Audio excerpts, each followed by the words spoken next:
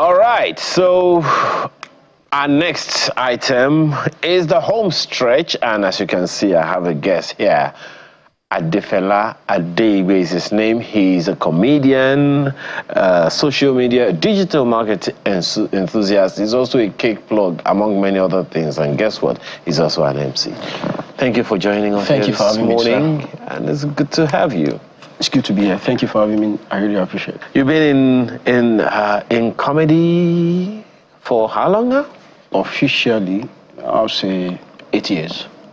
So unofficially, Yes, sir. oh, which one? So, this is how it works. I started counting my years on stage when I met legendary Benga Denka the first. Okay. Because that was when I actually have the opportunity to be mentored and trained by a true veteran and someone who actually has the depth of the craft. But before 2016, I've always been doing, MCs for friends back then in the school, friends' birthday, fellowship events, and all of that. So, and it's always been like that until 2016. Interesting. So, one thing that I want to ask you is what did your height do to you? Okay. Now, I get this every time. What is the offense of your height? I don't understand. People tend to actually. This height has been a blessing to me. I've come to see it more as a blessing because. Oh yes, I mean you can easily sneak into anywhere and sneak out. Thank God you are never going to join an armed robbery gang because it's easy to just sneak in and sneak out. How do I even join an armed robbery gang? Imagine I want to rob you and I say your life or your money. I just like, what is talking? You didn't say who is talking. You say what is talking because you just be there looking for who is talking. I've literally jumped through a mole window. In Ikeja. You jumped I jumped in through the window because it was, just too many people want to enter at the same time. And I just saw this window. Everybody's just at the door. And the window is wide open. I just used the tires and helped myself in, So that's why I said it's been a blessing. And, every comedian has these go-to jokes on stage. Okay. We call it koboko, like when you are being flogged on stage and everyone just have this joke they run to. Mine most times is about my height and that's always been working for me. Which is your favorite? That I cannot keep a relationship. How did I get that immediately? How did I understand it immediately? Because you have a good sense of humor. Now, just let me show you something real quick. See. I want to be relaxed like you. Just okay. I think my director would want to catch that, so you have to do it again. So you are seated just here now. Like this, and I just want to be relaxed. You want to be relaxed like me. You want to sit back. Just look at me, and my leg is swinging. It's. I don't envy you. Okay, so how did comedy start for you? Okay, I would say it's a trait I picked from my mom. My mom had always been, up until now, these Yoruba traditional wedding MCs, Alagadura and Alagajoku and all of that. Plus, she is a retired teacher, and people generally think teachers, they can talk and all of that. Likewise, my dad is also a retired teacher, so I've always seen her do her thing during engagement and all of that. And over the years, when I got to university, I'd see some of my senior colleagues, Onitong and No Trespass. They were the trending comedians back then in school. I finished from Lautech, by the way. Okay. And I'd always walk past their shows and bills and be like, guy, and you are funny too. But my own funny is in my mind. so all those times, it had just always been me doing MC for church programs, friends, and all of that. But I'll just always focus on maybe someday you have the courage to pick this up. But then I didn't have that courage until after school, when I was 7. What actually prompted that courage is a brother of mine in fellowship, when I was in 500, just called me one day, a Tuesday evening, like, Phelar, what's your plan for after school? And that was the moment it dawned on me that I didn't have a plan after school. Wow. Other than my certificate. I studied mechanical engineering anyway. But please don't let me touch your car. So you are now... Don't let me touch your car. Okay, you can. If touching is just to admire it, you can touch it. Because if I should touch your car, your brake pad can be lost. Become funny. It can be missing. Your joke can become... The car can become funny. Just like, God bless you. You get it. So after that moment, with the help of God, I just felt, okay, maybe this is something I can pursue later. And by the time I started my service in 2015, God bless my uncle, my dear uncle, Mr. Olaoluwa Emmanuel. He gave me a room in Port Harcourt. And it was right there in that room.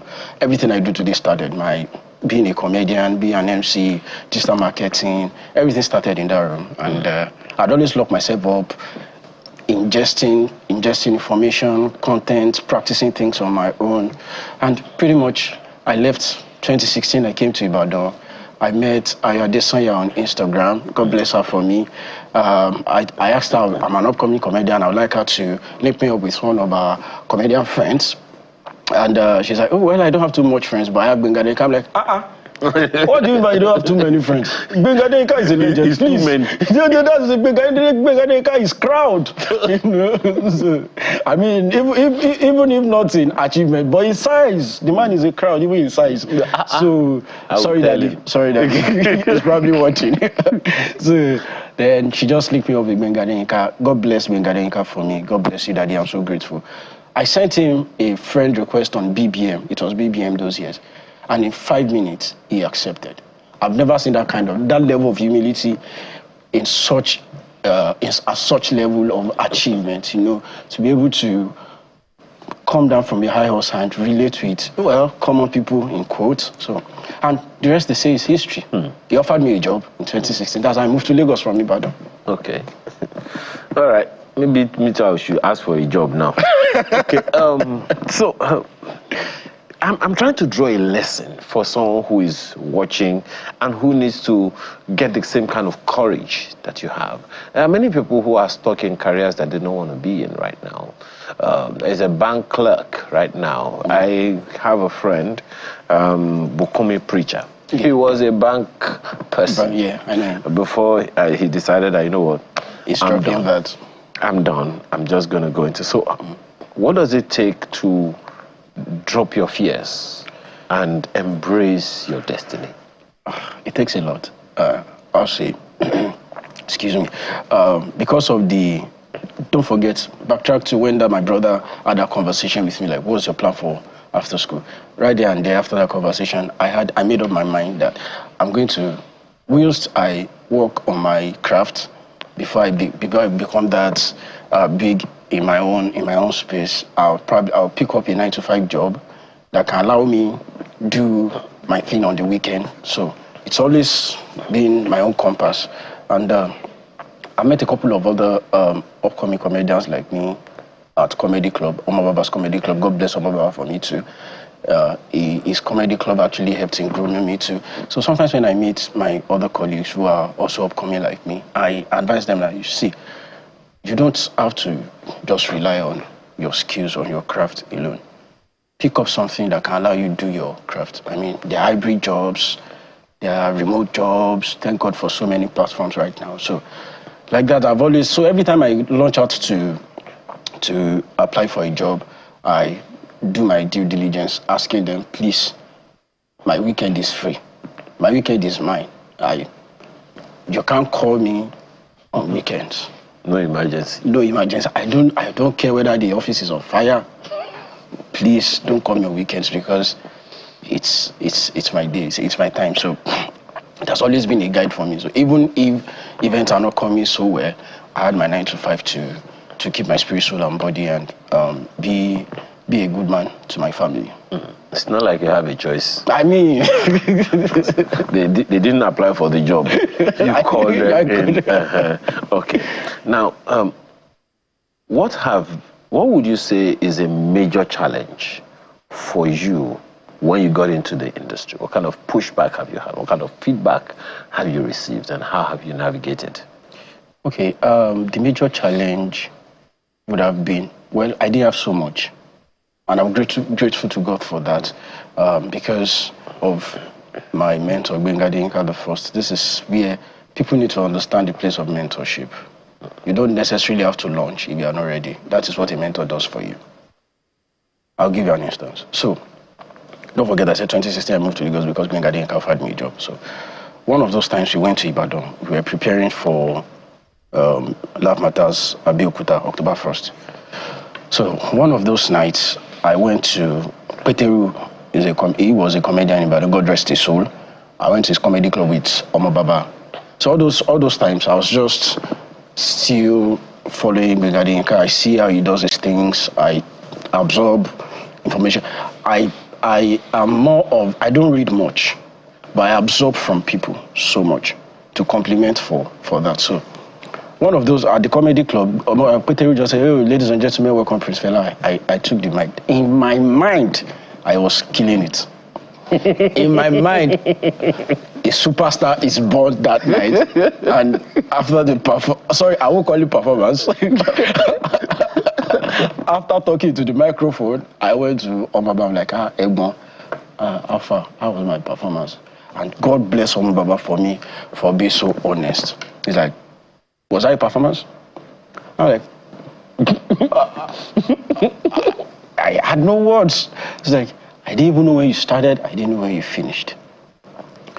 And when we go back to Lagos, he told Gbenga Adeyinka about it. And Gbenga Adeyinka was like, see, I don't want you near a microphone in the next 3 months. Wow. This generation needs to understand the place of mentorship. And mentorship doesn't mean looking for somebody to carry your bills.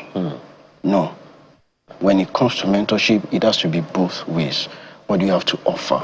With the help of God, don't forget I said, he also said, during my recitation, said I'm a digital marketer. So backtrack again, when I met Gbenga Adeyinka, I noticed he didn't have a fan page. In my own little way, I felt maybe if I can contribute to him in this way. I'd already started my social media management and all of that.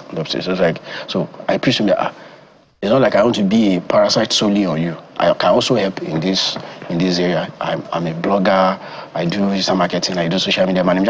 I shall pitched what I can offer him as well, without caring whether there's someone else doing that for him already. And he was gracious enough to allow me into his team. So I can say it's a symbiotic. I think symbiotic is the word. It's been a while I did biology kind of relationship. So when looking for that mentor, don't just go all about looking for, hey boss, how far? I beg, I did broke, your boy is broke, send me something. No. It doesn't work. God bless you, sir. Urgent to care them. So it works as way. So during the mentorship process, it groomed me, and by October 1st, in less than 3 months, I was ready to perform at Love Matters Gbenga Adeyinka the first, October 1st. And that was my introduction to the comedy industry. One of the biggest platform in Nigerian Southwest. Okay. Now you said something about mentorship, and you said that people must recognize the place of mentorship. Yes, sir. How easy is that to sell? How easy can you sell that to a 20-year-old idealist who believes that he's got everything that he needs? Oh well, guess what? You don't have to sell it to them. Just leave them. Let them go and do it. I'm not a nice man. No, I mean, as a Yoruba man, is it okay to say? Don't worry, I'll translate. Yoruba will say, "One sheep and a rofa bouquet," which means you don't persuade a man with hunchback to stand up. So, if you feel you don't need mentor, don't worry, just go. It's a matter of time. Go and do it. You will see it. So, what next do we expect from Prince Phelar? Okay, I don't know. I mean, this kind of question. By that I mean, what are you aspiring? I get you. I was just going to say, it's this kind of question you ask celebrities. Me, I'm not a celebrity. Okay, but then, what are you? But then, like I said, up to now, I'm still undergoing mentorship because I believe mentorship is a lifetime activity. You never know it all. Okay. Even my mentor, Gbenga Adeyinka, the first, sometimes when we are having this conversation, you go like, he still references Alibaba, despite the fact that they are colleagues and friends. He told me it takes greatness to identify greatness.